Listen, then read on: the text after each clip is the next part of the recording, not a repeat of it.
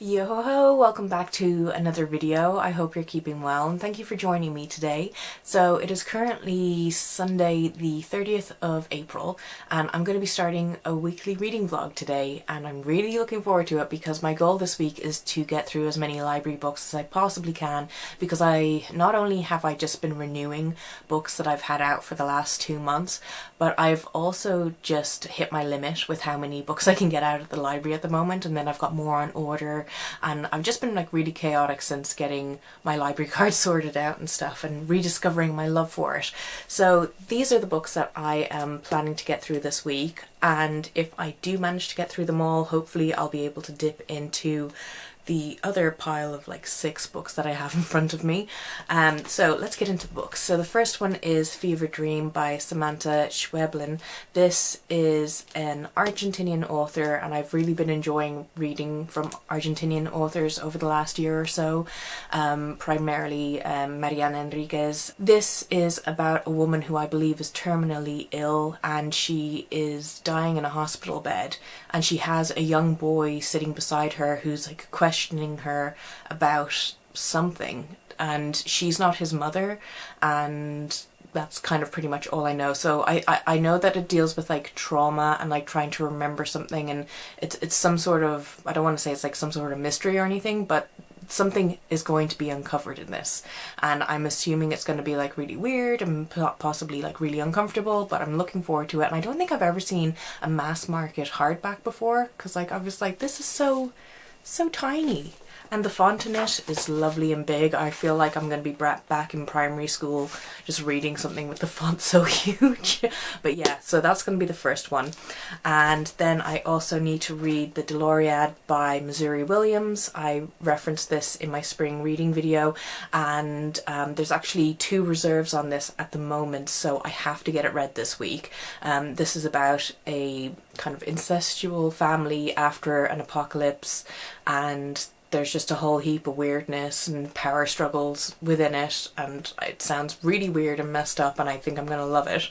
And then we have Death in Her Hands by Otessa Mosfeg, and this, to be honest, I really don't know all that much about this. I literally just picked it up because I read my year of rest and relaxation at the start of the year, and I absolutely loved that book. So now I was like, I just want to read every single book that this author has put out, and that's kind of my goal, that's kind of my vibe at the moment.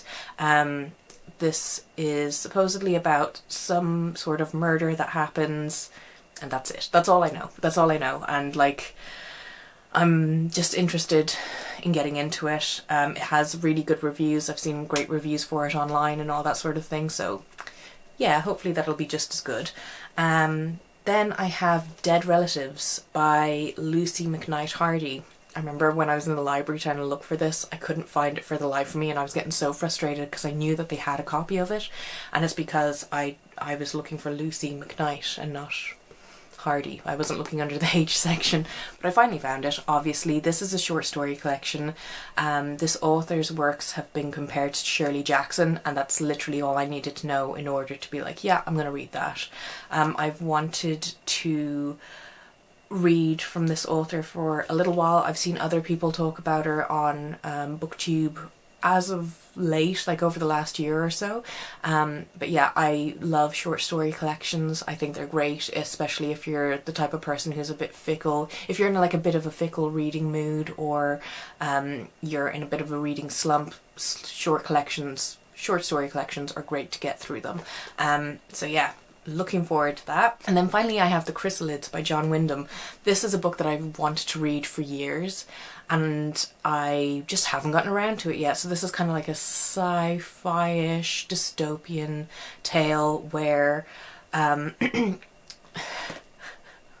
actually happens in it? I know this author primarily because he wrote The Midwich Cuckoos, which was then turned into the film either Children of the Damned or Village of the Damned, or I can't remember which one came first. I think it might have been Village of the Damned. While I'm sat here, I might as well go through some of the other library books that I have out at the moment and do a little book haul. And if you follow me on TikTok, you're going to be horrified and seeing some of these books yet again, because you're going to be like, You still haven't read that? You've had it out for like 2 months. Yes, I haven't read it, and I've had it out for 2 months. Leave me alone. So the first one I have is Little Eve by Catriona Ward. I just finished Glass House on Needless Street. I wasn't massively blown away by that because I kind of predicted what was happening quite early on, so I felt a bit disappointed in it, and then regretful because I had both of these out at the same time and I was deciding which one should I read first, you know. So I'm hoping this is going to be better. This is about a cult in Scotland. Sounds cool. Then I have The Uninvited by Dorothy McCurdle. This is an Irish author, and I have been, for years I just say like, oh, I really need to read more Irish authors so I can be, you know, making good recommendations about Irish authors whenever anyone asks me about it, which I feel like has dropped off because most people realise like, yeah, Roy doesn't really read all that much when it comes to Irish literature.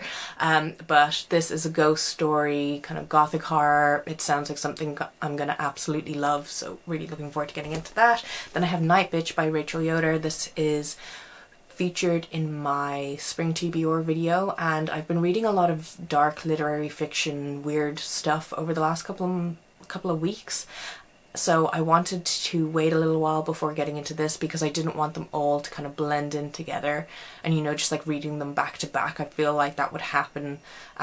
Even though I do write little reviews for myself every time I finish a book, I just need a little break.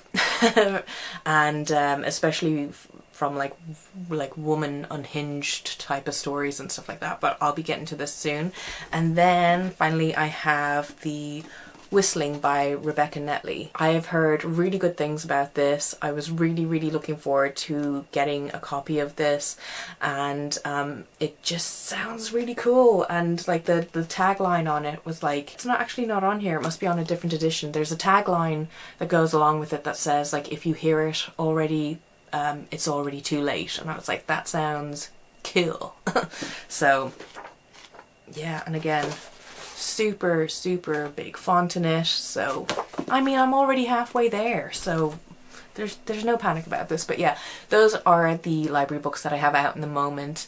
And now to actually get into the reading part of this reading vlog, so I hope you enjoy. Hey, so I thought I would do my first reading check-in now. I thought it was the perfect time to do so because I just got done filming a video, and I decided that before I wash my face off, I should start this clip now so I don't be giving you a jump scare. So I have started and finished my first book of the week, which is Fever Dream by Samantha Schweblin. This was, as the title indicates, a bit of a fever dream. I read the first 20 pages of it like last night, and then this morning I really didn't remember all that much of it, so I decided to read those 20 pages again, which really benefited me in kind of understanding the story. But basically it's about a woman who's lying in a hospital bed, who knows she's about to die in a couple of hours, and there's a young boy sitting next to her, and he's interrogating her and asking her about the events that led up to her hospitalization. And I was under the impression that she'd had some sort of illness or disease that had been like ongoing, but this is actually a very recent illness, and he's specifically asking her about it and trying to deduce information that is relevant to him. I actually really liked the ending. I found it overall to be quite sad, as it does focus on motherhood quite heavily and the lengths that you would go through in order to keep your child safe. But I did feel that there were elements of this that felt very repetitive. Basically, when David, the young boy, is prompting the woman in the bed who's dying to discuss like past events in order to figure out a certain thing in accordance to him, he basically is making her focus on the moments that seem really insignificant to her. And that is the kind of message there of like, we as people should be focusing on moments that seem insignificant because we never know that they might actually have a lot of meaning to them. Or, you know, like for example, you never know when it's going to be the last time you see someone or something like that, and it could be something incredibly minute in that moment, but on recollection later on it could be something that is very important to you. So I felt like that was very spoon-fed, that kind of concept. Now there were a good amount of like social issues brought up, social commentary, such as the agricultural issues in Argentina, and like that is one of the main focuses of this book. And I found the horror elements, like the moments that were horrific, to be quite effective, especially the moment with the horse and like what happens to this horse. And you have the mental image that would be quite disturbing to see in real life, you know, this horse that's dying and stuff. Yeah, I figured I would mention that just in case people don't really like reading about animals getting hurt and stuff like that. I did find it a little bit ham-fisted, I suppose, but overall it was grand. It was grand. So sorry if that wasn't like a great summary or wrap up on it. Also, now listen, this is completely like it's related but unrelated.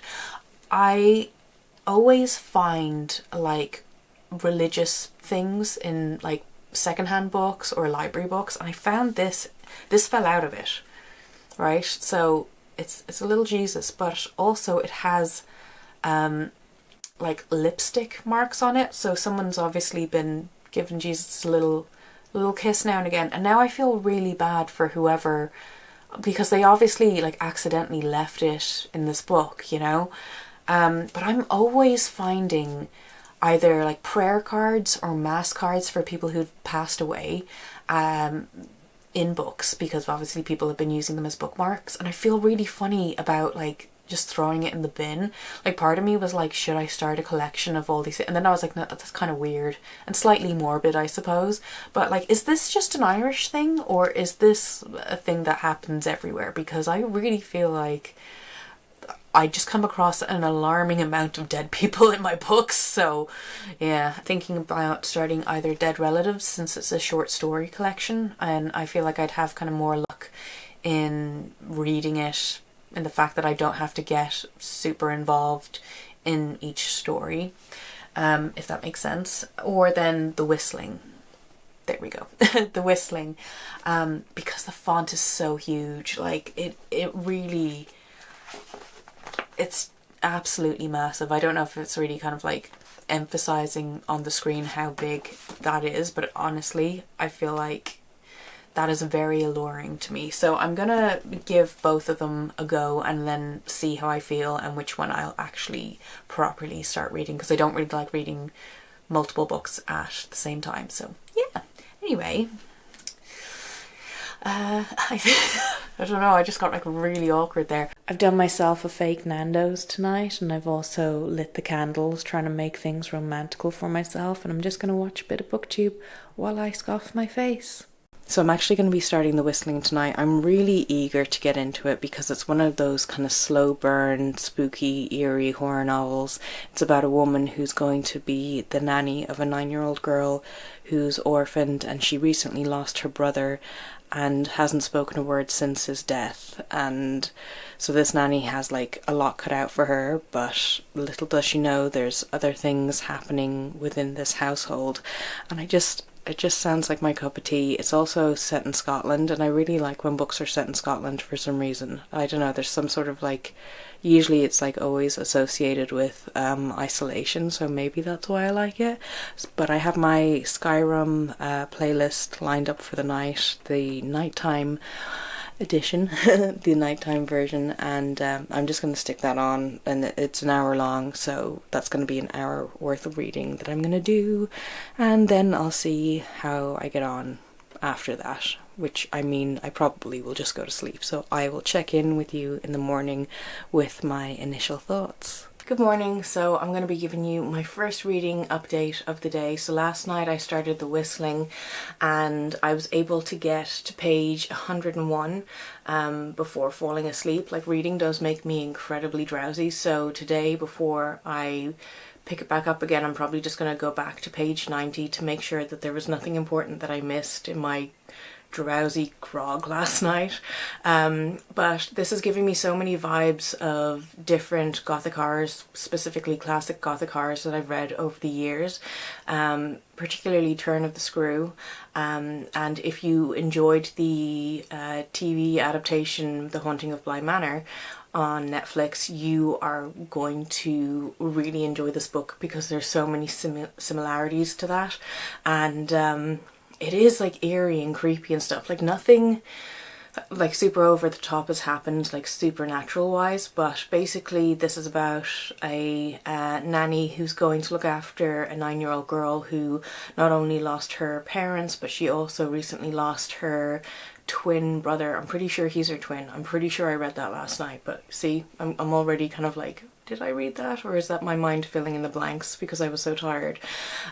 He died under like weird circumstances, and our nanny doesn't really believe like what she's hearing, and she's hearing a lot of different things from the locals. Like naturally the people within the household are coming off as like everything's normal and we just don't talk about William's death because it's upsetting and blah blah blah, but she's discovering that maybe there's some other reason why they're not allowed to talk about his death within the house. And Mary she doesn't say anything, she doesn't communicate from the loss of her brother. And there are moments where like the nanny's like made her laugh or whatever, and she's really trying super hard to like knock down that wall that Mary has put up around herself. But yeah, like there are certain things that it's like, this is what the nanny believes is happening at night, such as like she believes that the groundskeeper, sort of household caretaker, is outside her door at night singing or humming to herself. And I'm like, is she though? Is she actually? Another thing is that she was like reported to Mary's aunt that she believes that this woman is also like moving her shoes in the middle of the night and stuff like that. So yeah, there's certain things that are happening that I'm like, are they though?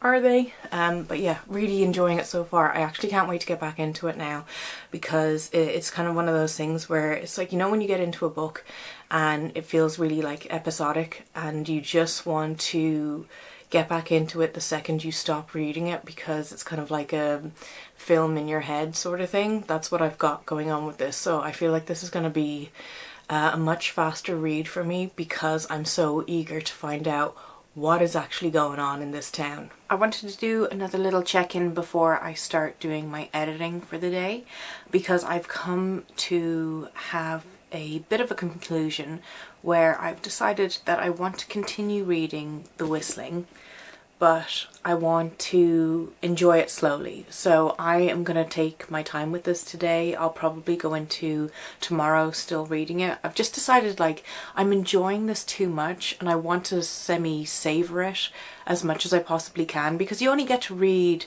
a book for the first time once, and if I'm enjoying it as much as I am now, I just don't want to negate that experience, if you get what I mean. So I went into this being like, setting myself a little bit of a challenge, being like, how many library books can I read in a week? But I don't want to have to like bum rush my way through every single book, because then I also feel like I'll be missing out as well. So yeah, there are certain books that you can read a bit quicker than others, but I do just want to savor it because I'm enjoying it so much. I am like, I've lost my bookmark actually. I don't know where I've put my little bookmark, but I have, don't kill me now, but I've dog-eared it. I am on page 255 and there are revelations being made. Like, there are things coming out of the woodwork. Locals are using their speculations to sway Elizabeth's kind of point of view on Mary and you know, the people that she's close to within the house, like kept in close quarters to. And you're starting to feel like the paranoia of it, because we still don't know if there is any sort of occult stuff going on. Like, it's speculated and it's been brought up now. Basically, we don't know for certain yet whether Hetty, the previous nanny, was involved in the occult, or whether that's just speculation based on, you know, how she looked, how she portrayed herself. Like, it could just be misinformation, Chinese whispers going around the village, or it could be that Hetty did in fact corrupt the children while she was there, and there's a reason she took off in the middle of the night and all that sort of thing. So yeah, it's getting interesting. We're getting to the kind of nitty-gritty parts of it, and like I said, there's this nice aura of paranoia. And there was one particular moment where Elspeth was looking through a certain part of the house where she isn't allowed to. It's like the parents' quarters or whatever, and like there's so many like little creepy things and like little creepy trinkets she's found, and you're just like, oh, this is unsettling, because there probably is weird stuff going on, and we're trying to, you know, it's like a whodunit sort of situation where we're trying to figure out, is it the kids? Are the kids doing this? Or is this someone in the household? Or is this something from outside the household and stuff? So yeah, I love it. I'm just really enjoying it. So I'm going to do a little bit of editing now to kind of keep myself on track with that stuff, because I'm trying to get a good amount of videos pre-recorded at the moment so that I have them all ready to go come June, and like I can just basically find my footing again when it comes to posting videos and, like, you know, getting back into the groove and stuff. So I want to have a good few like scheduled, ready to go on certain days and stuff. So yeah, I'm going to do that, and then I'll dive back into the whistling, but I think I probably will end up finishing it tomorrow, unless I stay up late tonight, which I'm trying not to do. I'm trying to get my sleeping pattern, or like my sleeping timekeeping kind of back in order, because I have a tendency to just like not go to bed until quite late on, and then the thing is I don't sleep in the morning. So if I go to sleep earlier, I sleep for more hours, and yeah, riveting stuff. Anyway, that is my check-in. Good morning. So I have finished the whistling, and I'm gonna tell you my thoughts about it now, because I'm just getting ready to do a bit of filming for today. It's like funny, like I'm getting ready to do a bit of filming, actually already filming, but yeah, I need to pop on a bit of makeup so I don't look so deceased looking. So I hope you don't think I'm being terribly rude while I do this, but I gotta multitask basically. So overall, I would say that my experience of reading The Whistling was unexpected, and by that I mean I went into it, you know, thinking this was just maybe going to be something that passes a bit of time. I wasn't expecting to enjoy it as much as I did. I wasn't expecting it to kind of pull my heartstrings as much as it did. I didn't expect to get as invested as I did. All that sort of thing. And I will say just right off the bat, because it touched on vibes that I found to be very similar to books that I'd read previously, which I'd enjoyed. I will say that there is obviously a slight personal bias there, because it had elements that I just overall enjoy in kind of like those kind of Victorian era stories. And I will say that like it wasn't as scary or anxiety inducing as I had hoped. Initially, when we're learning about Elspeth, and as she's getting settled in and she's noticing these weird things that are happening, being convinced that someone's coming into her room at night and moving things around and all that sort of thing, I was hoping that there would be more of that. And like I'd say the third half of the book, I was hoping that it would just get incredibly spooky, kind of more just kind of paranormal elements to it, especially since it's, you know, it's a ghost story kind of, sort of, you know. I'd say it's like a thriller slash mystery slash like with paranormal elements to it. And yeah, like the fact that, you know, you're thinking throughout the book being like, are these children just evil? And I was really expecting something from Mary's character, since she's the little girl who doesn't speak because she's so kind of traumatized by what she's been through, and Elspeth's working her best to kind of like I said before, like break those barriers down that Mary has put up. But it was such an endearing relationship to witness, and that's something that I really enjoyed. And again, that's something that took me by surprise, because I wasn't expecting that kind of thing to pull on my heartstrings, because usually when I read books where there's children involved and stuff, I'm usually not a huge fan. Not because I have any sort of feelings towards children, I've always kind of struggled reading about children or reading from their perspective and stuff. It's the same thing that's happening to me now with like reading characters who are like in their 20s. I feel like I'm super over reading characters who are in their 20s because I'm like, I just can't relate. I can't relate.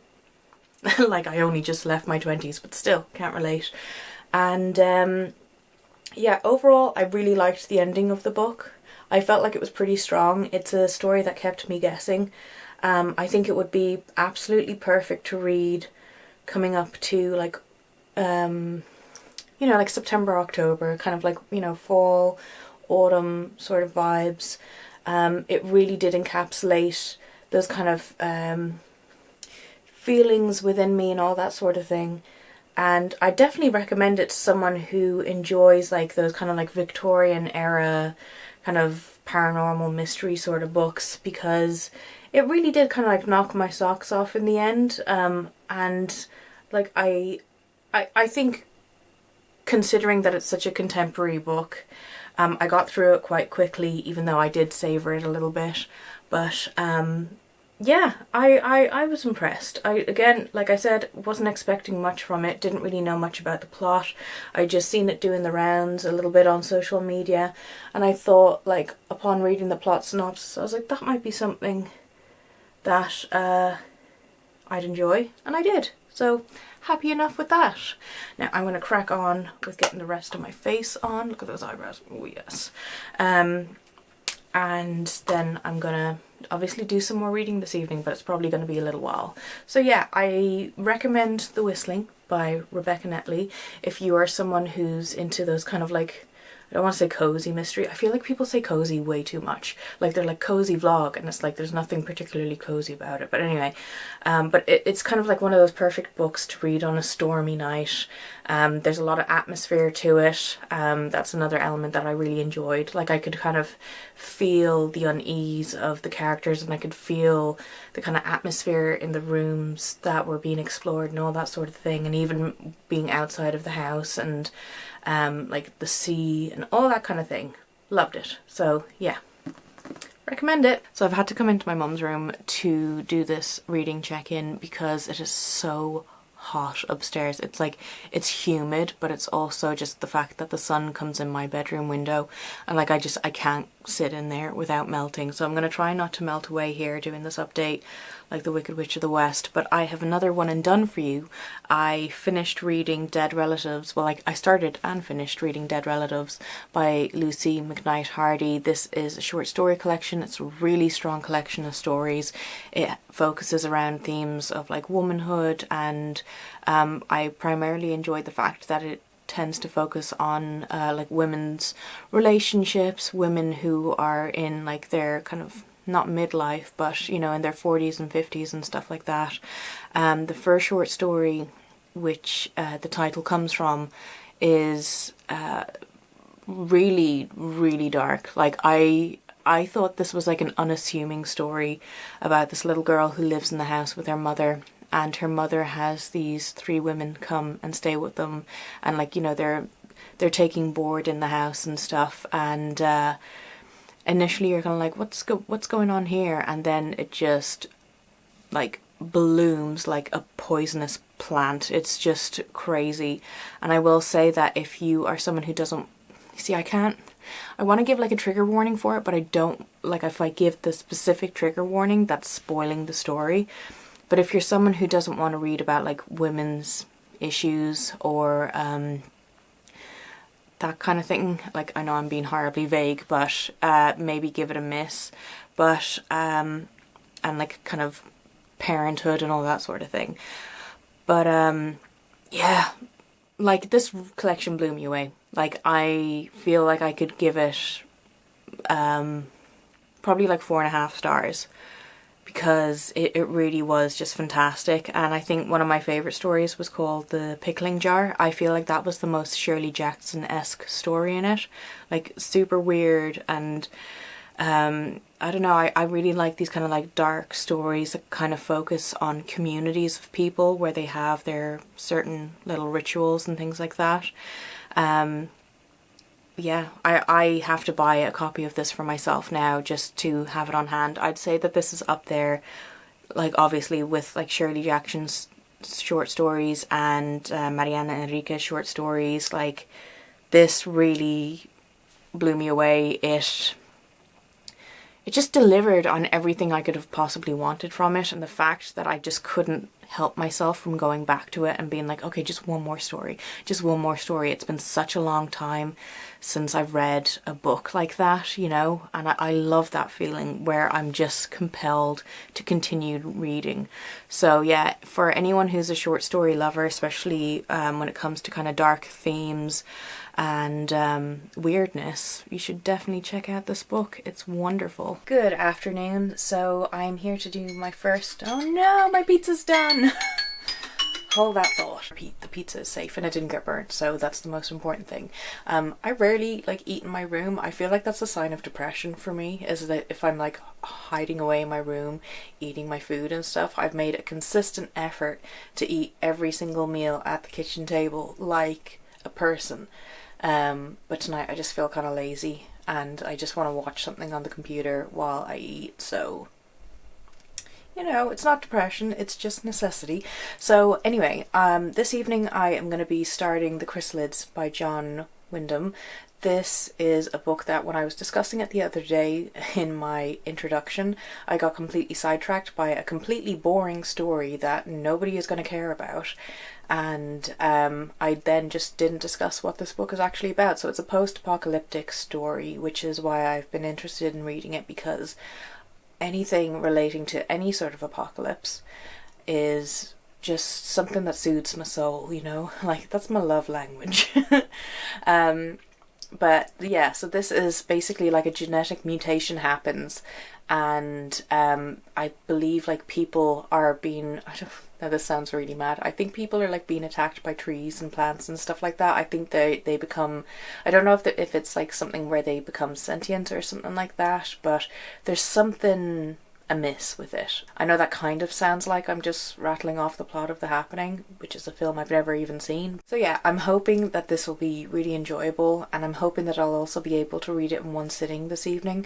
It is under 200 pages, but the font's quite small, and I know this week I've really been spoiled for font size, but this is going to read like an actual book. And it, yeah, it'll be grand though, it'll be grand. It's under 200 pages, I just have to keep reminding myself. I could literally read it in 2 sittings this evening if I wanted to. I can always take a break. You are always entitled to a snack break, so yeah. Okay, so that is my pep talk. I will check in with you next when I have actually done some reading and have some genuine thoughts. So I have been reading The Chrysalids by John Wyndham for like the last hour or so. I'm 90 pages in, I'm on chapter 10, and I feel like, you know, I'm almost halfway. That is a good amount to be into a book to decide whether it's something you want to continue with or not. And yeah, I am, before I even like get to the point, I am going to DNF this book right now, because this is not the book that I thought it was. The book that I thought this was Day of the Triffids, which is also by this author, and I think I just got confused on just because they're both green covers and they both have like trees on them and stuff. So I thought, you know, what I was going to be reading is the plot synopsis, loose plot synopsis that I gave you earlier, of like killer trees and plants and stuff coming to life and all that sort of thing. Yeah, this is not the genetic mutation I was expecting. This is a genetic mutation on humans, and again, this is like a kind of dystopian world where people are living in different districts, but it's really, really heavy on the like Christianity sort of talk, and I have to be honest, that's what's really put me off it. Not to say that what I've read wasn't good quality, I'm not saying that the story itself isn't good or anything like that, I'm just not in the headspace to dive back into a book where it's like God said this and God said that, and you have to abide by God's rule, and you are made within God's image. And, you know, it's referring to people who simply, so far, have just, like, extra digits as mutants. And, like, I get it. It's like, oh, well, we, you know, have to cast them out because they're not made in God's image. But, like, I just, you know, they're arseholes, you know, and, it's kind of making me feel bad and stuff. So yeah, since it's not the book that I actually thought that it was, I think that's okay to DNF. Like, I will finish it at some point. Second mistake of the week, you know, it's gonna happen. I just didn't expect this much to happen. But anyway, yeah, disappointing, but hopefully I'll be able to get out the actual book that I was hoping this was. Yeah, so Thursday's been a bit of a fail, hasn't it? Anyway, I am going to go to sleep and hopefully wake up tomorrow, and I'm going to just crack on with the Dolores, and hopefully I'll have a much better experience with that, as that is also an apocalyptic related novel. So yeah, hopefully I'll get my like apocalyptic fix with that. So I'm just going to have some lunch now, and I'm going to catch up on some booktube videos that I haven't seen this week, and then after that the Dolores is going to get read. So I've started reading the Dolores. I have a couple of thoughts, thankfully. So I don't know if I've ever told you this, if I've ever mentioned it in a video before, but I hate the prospect of starting a new book. Like, I will go so far as to procrastinate starting new books, and I think that's why I tend to gravitate towards series, because I'm like, I've already put in the work. Like, I know the characters, I know the world, but recently I've been making more of a consistent effort to look at reviews, look at synopsises of books that I'm going to be featuring in like my TBRs or my book hauls and stuff, and I find that having done that, it makes getting into these books a lot more easier than it used to be, because I have a good idea of the world in this book. I have a good idea as to why the characters are the way that they are based on the world that they're living in. So I already feel kind of invested from the very beginning. So the story follows a few different characters. So the main family is are survivors from some sort of cataclysm that has wiped out the entire human race. They're still like animals and stuff, but they haven't seen anyone who's not related to them since this event happened. And basically the mother figure, who is referred to as the matriarch, is convinced that there are other survivors living across this forest from their encampment, basically living at the other side of the forest, and she has her brother, who is the biological father of all her children, drop off Dolores, who I think she has like a bit of a soft spot for Dolores, so that's why it's kind of weird that she's doing it in the first place. But Dolores is a character who is non-communicative. She was born without arms, and she has like she has her thighs, but she doesn't have anything below her thighs. So she is like, she's able to like move herself around via her arms, or then is able to be pushed around and stuff. So she has her brother, who's Dolores's father, wheel Dolores out into this forest and dump her there in hopes that these other survivors will find her. And she's basically kind of like trying to offer her up for marriage, because she has, the matriarch has these, it's weird because it's like she's doing what she thinks is best in order to restart the human race, but she does have her issues with the fact that her children, like, this is all her children know. Like, her children know that they're going to be paired off with one another, and she has difficulties knowing that, like, this is all her children know, and her children seem to kind of enjoy it at certain things. But it is incredibly brutal, like the way the children are with each other. Now I'm calling them children because what I gather is that there are ones in their teens, maybe there are some in their early 20s or so, because some of them have had children. So I'm just trying to guess like the age, because nothing is stated age-wise. And then you have like other kids that are referred to as children who are probably actually children, you know. So I'm still like trying to get to grips with what's kind of going on and stuff, but they do kind of like, they do live as normally as they can. Like they have their rituals. They go out and work on like where they've like planted food, and you know, kind of work with the animals and hunting and all that sort of thing. They do lessons as well, like schooling and stuff. But it is it's a lot. Like the way the kids are with each other, and like how cruel they are, especially to Dolores. There's been already like a moment where Dolores has been like singled out, and I'm assuming she's being singled out because like the matriarch has a bit of a soft spot for her, and the other children are aware of this and don't like that. But they're like, you know, be violent with her. You know, they'll just kick the shit out of her because they think that she's stupid enough that she's not going to be able to remember the violence and stuff. It's a bit difficult in that aspect, but it is very interesting. Like I'm taking it as like this book is just a character study and all that sort of thing. And I'm most interested in the matriarch because she is kind of shrouded in mystery. Even her children are kind of puzzled by her, because there was like one particular moment where Dolores was, I think it was Dolores, maybe it was one of the other girls, one of the kids anyway, was wanting to be like cradled by their mother. And it's like, I've never gotten the vibe so far that the mother has ever been like physically caring towards them. You know, it seems like she just pops them out and kind of gets on with it and stuff. She doesn't come across as like a particularly loving mother. She lives off in her own part of this building that they're staying in. She's always kind of like watching them from afar and stuff like that. She's just shrouded in mystery, even to her children, and not just to us readers and stuff. So it's definitely an interesting one. I'm wondering if it's going to get any more disturbing or anything like that. We'll see.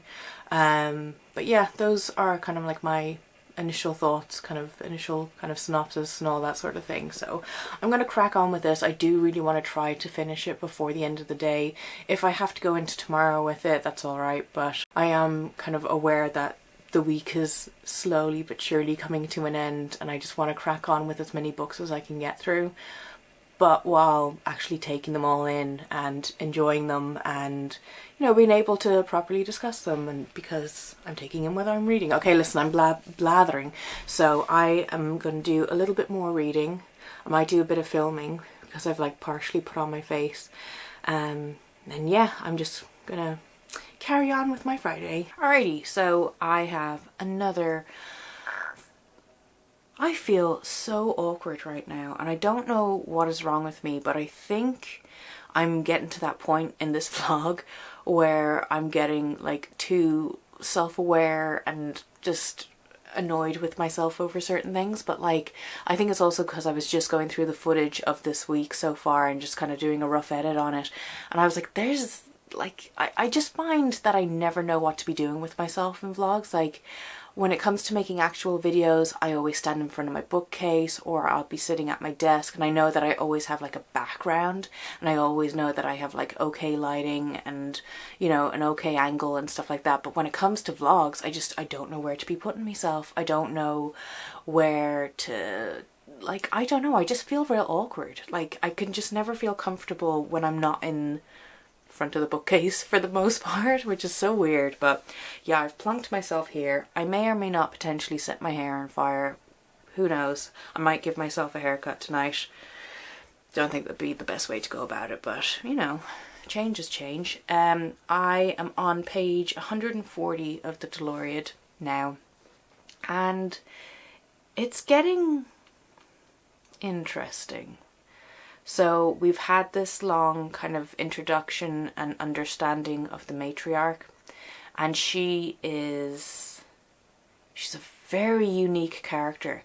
It did a little bit of a backstory before the cataclysm of her relationship with her brother prior to the end of the world, and talking about how he was married and this and that. And you know, as I was reading it, I was like,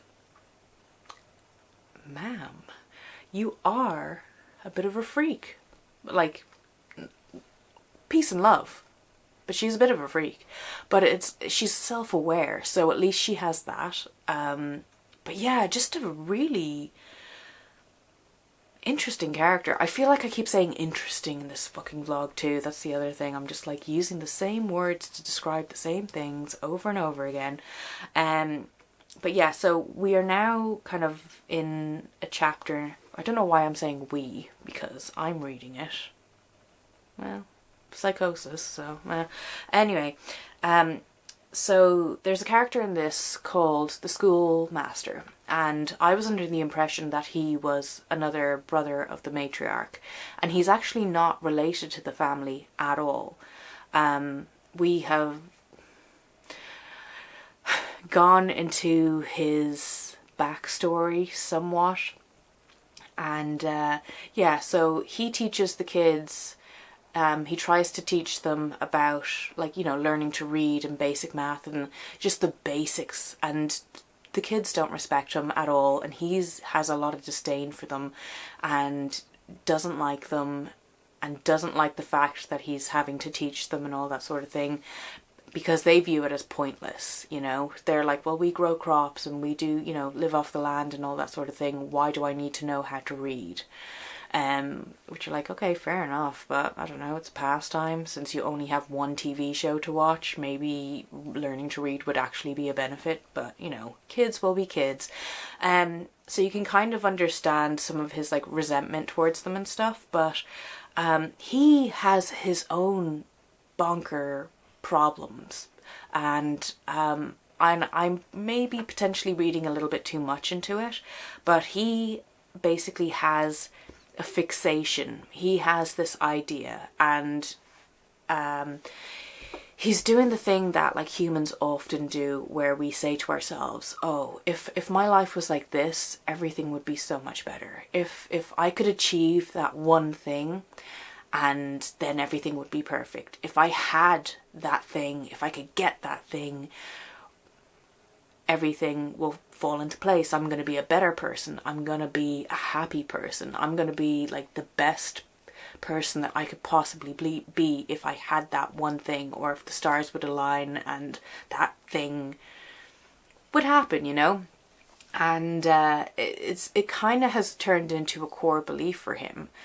And you know, the thing about core beliefs is that you can't really change them. You know, once a person's mind is made up, it's made up.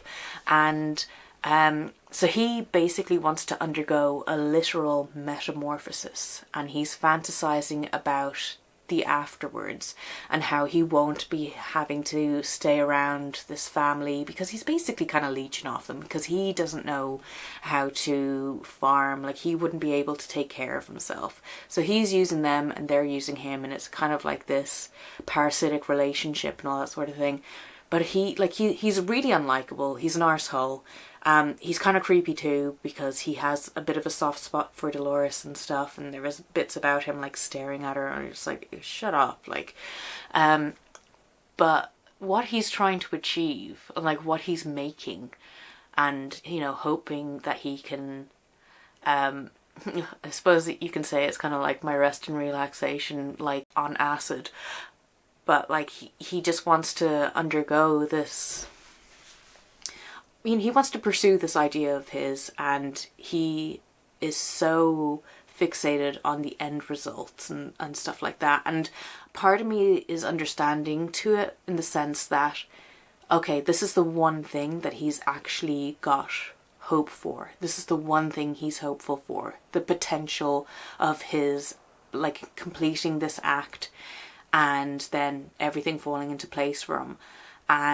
So I can kind of understand the psyche behind that, because you have to think of the situation that this man is in, and you know, the predicament, and the fear of the unknown and everything, because like they still don't know if there's other people out there, or if it's just this inbred family and the schoolmaster. And like, that's pretty bleak for the most part, you know.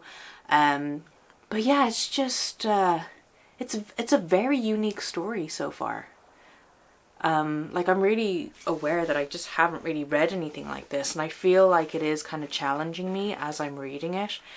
But I still have that initial feeling of like, this is a slow burn novel. Like, this is a book where, you know, nothing is really happening, but it's provoking so many thoughts within me, and I don't know, it's a book.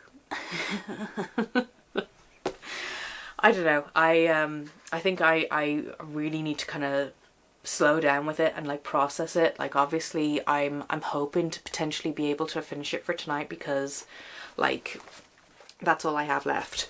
But we'll see. I'm gonna hope for the best. I'm not gonna like hold myself to 110%, but yeah, like I don't know where this is going. I'm hoping that it comes back around to one particular thing that was like at the start of the novel, because that would be interesting. So that's what I'm hoping is going to happen towards the end of it, but we'll see. We will see. Good morning. So I think I was a little bit ambitious last night because I thought I could power on through and finish the Dolores, but I ended up just kind of getting probably like 70 pages away from finishing it and then conking out. I was just exhausted, as I usually am. So I finished it this morning, and I feel like I'm still taking in everything. Like, first of all, I do not know how to rate this book. Is it a 3-star? Is it a 4-star? There were elements in it that I really enjoyed. There was elements in it that I had a really hard time reading because of the violence and you know, stuff like that. The general kind of like poor treatment of the children and stuff, like attacking each other, being spiteful to each other, being jealous of each other and all that sort of thing. And there were elements of it that had kind of like magical realism to it. Kind of, sort of. Like, don't take my word for that 100%, but a little bit. It was kind of weirdish. But I feel like if you're someone who very much mirrors my own taste in books, you would probably really enjoy this, because I think overall I did really enjoy it. It just kind of kept shifting in tone, and I don't know, I just feel like I haven't read a book like this in quite some time. And surprisingly, I found the ending to be quite uplifting. Like, after everything that we'd been through with the character of Dolores and her family, I was kind of surprised that the ending went the way that it did, and there was like some nice moments kind of leading up to it, and I was like, oh, I'm feeling a feeling.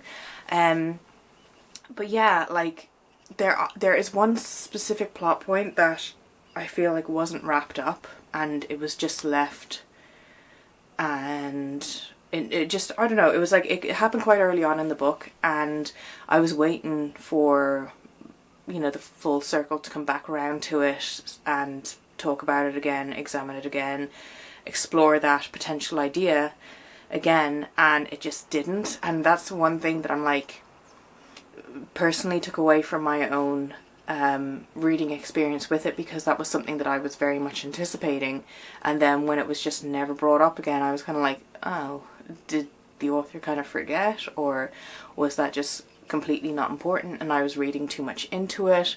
I don't know. So in that respect, I was kind of like, oh, I was hoping something would happen there.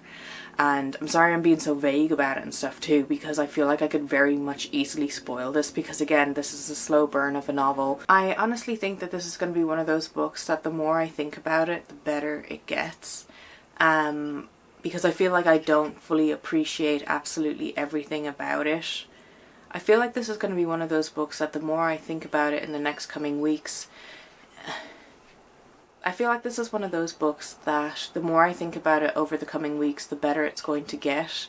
Sometimes that happens where I don't fully appreciate everything at once when I'm reading it, and then it's only on reflection that I'm like, that was smart, or that was very good, or, you know, whatever praise that I have for it. So yeah, the Dolores, definitely an interesting little apocalyptic story. And yeah, if you like characters that are just kind of awful people, for the most part. Check this out. So I'm in the middle of doing my monthly deep clean on my bookcase, bookcases. And you might be wondering, Raya, why do you do a monthly deep clean? Well, I tell you what, it's because, oh my god, you can see all like the clothes on my chair there, don't look at that. Basically, these Billy bookcases, the backs of them, whatever this like wooden material is, oh my god, look, I look like I've got like one of those inflatable glove hands. That is a bad angle. Basically, the backs of these are prone to getting mold if you have any sort of dampness in your room, moisture in the air, wintertime, I don't know.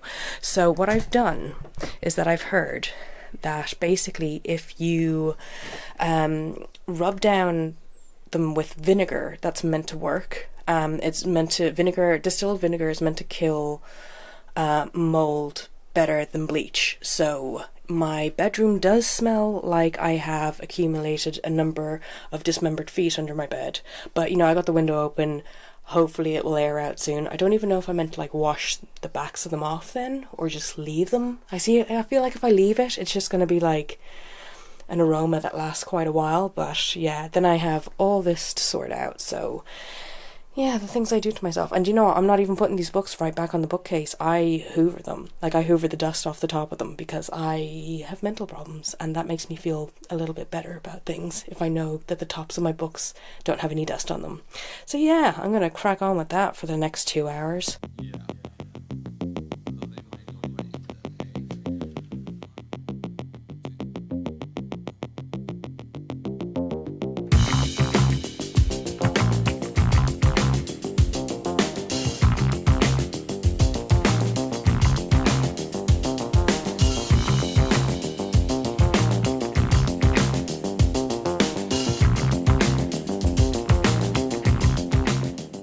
Okay, so I am reading Death in Her Hands by Ottessa Moshfegh. I have gotten probably like a third way through at the moment, and I am not having a good time with this, and I'm so sorry to report that, because I was really, this was one of my kind of like most anticipated reads of this week. But I think the reason why I'm struggling with it is that it's very kind of like stream of consciousness style of writing, where with our main character in her head, Vista, who is a 72-year-old widow who lives in a cabin in a kind of remote area in like the woods, wilderness sort of thing. She's very isolated from her neighbours, and she has a dog who she takes on walks every single day. You know, good pet ownership, so we appreciate that. But basically the plot of this is that while she's going down one of her usual trails with her dog, she comes across this note that says, "Her name was Magda, nobody will ever know who killed her, it wasn't me, here's her dead body."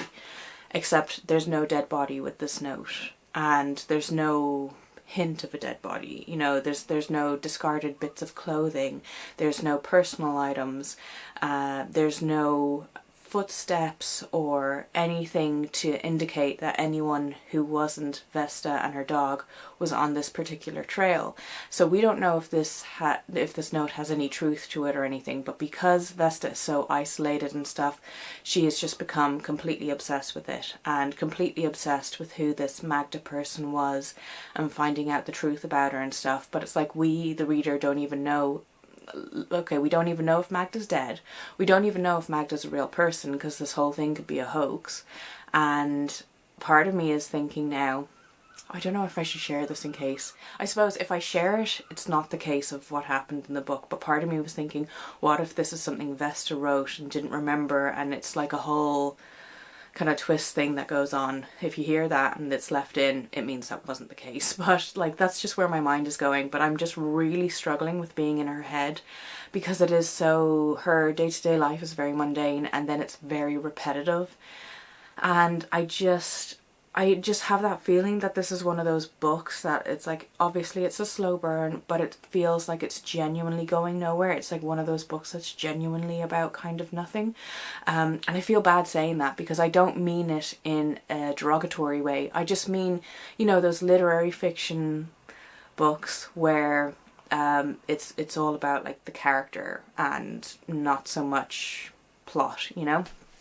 But yeah, like I've been reading like for the last hour and a half, and like I have gotten through a considerable amount of it, but it's just, you know, it's not that it's difficult to read necessarily, it's just me not gelling particularly well with the subject matter. Because I'm like, where's this going? You know what I mean? So yeah, I think I'm probably gonna call it a night tonight. But yeah, it's interesting because it's like one particular thing is like, obviously I said she's a widow, and at first I felt like really bad for her in that respect, because I'm like, oh my god, it's this, you know, I can't remember if it's specifically stated like how many years she's been a widow or anything like that, but like her husband died of cancer, and you get the feeling that they were incredibly close and that he was kind of her rock and like the person who gave her the sense of like direction and stuff in her life. But then as I continued reading it, her resentment towards him started coming out, and I realized like, oh, it kind of was like a bit of an abusive relationship, because she starts talking about like how he'd always be putting her down, how like he'd always think her ideas were like super far-fetched and stuff. And I suppose like in that respect I kind of feel like the husband, because I'm reading her thought process and I'm like, this is ridiculous. So maybe that was the whole point of it and stuff, and if so, well played. Well played.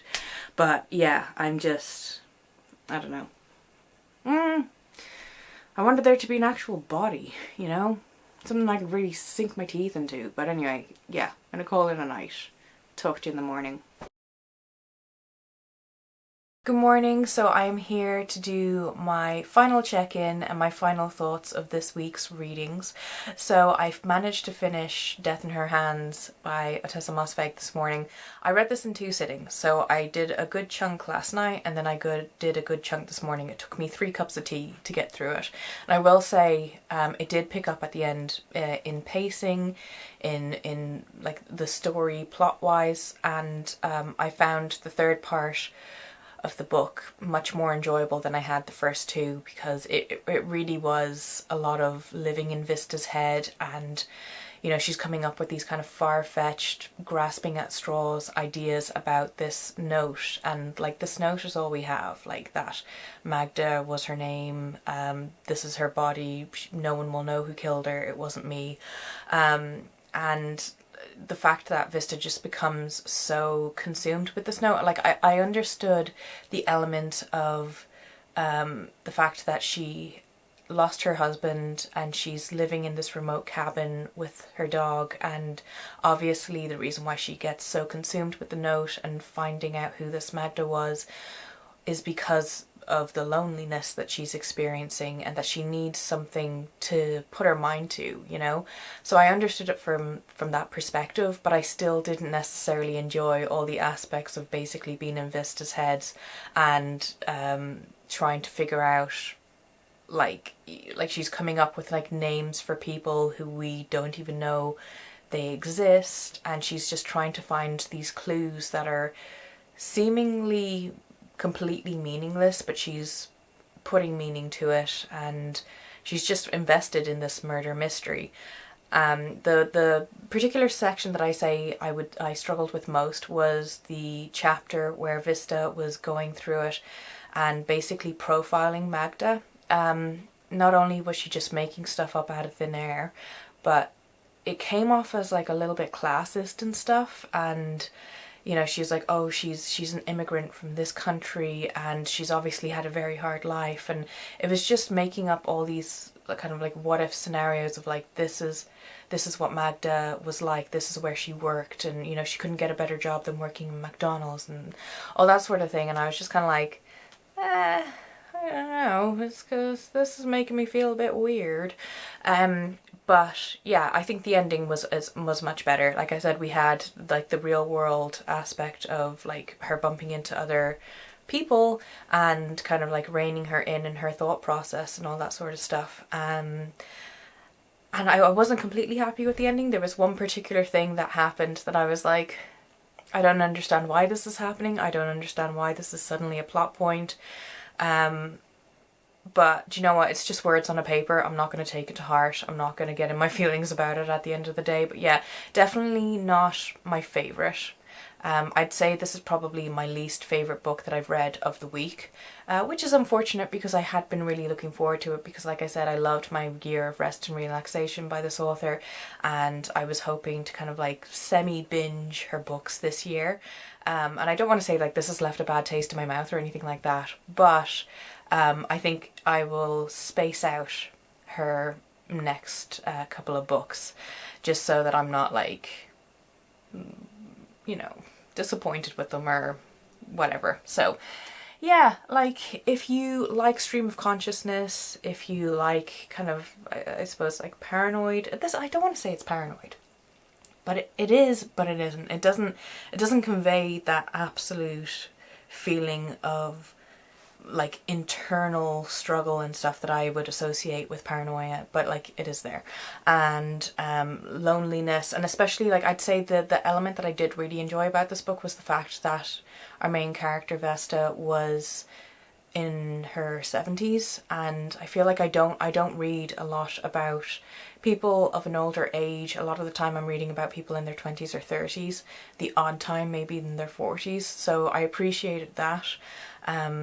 Because I feel like that's something that just kind of needs more focus, like, you know, women of all ages.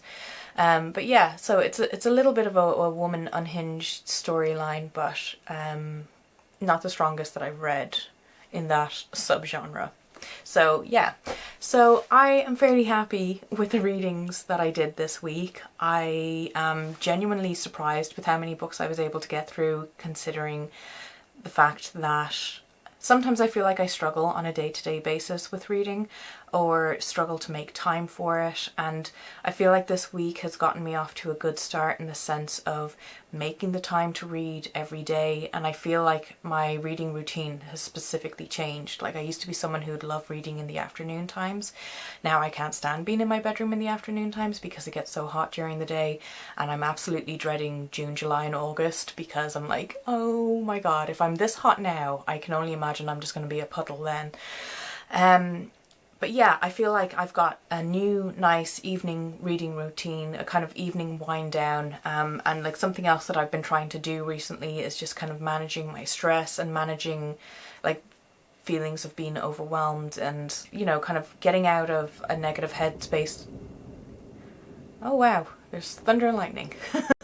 Yeah, this has just been a nice positive week. Now hopefully I don't do what I usually do, which is I tend to coast. If I read a good amount of books in a short amount of time, I will coast for the month. I'm like, oh well, I read 3 books last week, I don't really need to pick up a book this week or whatever, you know. So I mean, if it happens, it happens. But yeah, I felt for most of this vlog, I feel like I'm just rambling now and stuff. So happy with the amount of books that I read, happy that I got through a good amount of my library stack, because I've been feeling like really guilty about like having these books out for such a long time and stuff. So I'm happy that I'm able to return some of them and have them returned being read. So yeah, that has been my reading vlog. I hope you enjoyed it. Let me know your thoughts if you've read any of these books, if you have any ideas for future reading vlogs, or if there's any books that you would like me to feature in future reading vlogs, let me know below. And I hope you enjoyed this video, and I will talk to you soon. Goodbye.